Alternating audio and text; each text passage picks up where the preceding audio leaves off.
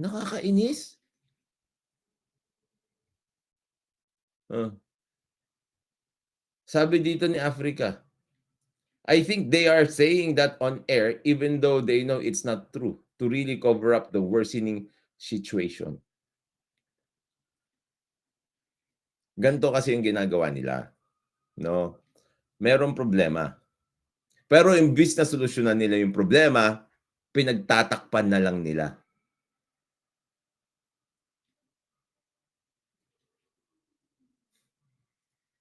Sabi no nonsense, tayo pa nga ginagaslight na maarte lang tayo.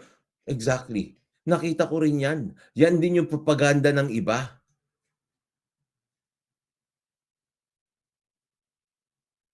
Masyado kayong maarte, okey na 'yan 500.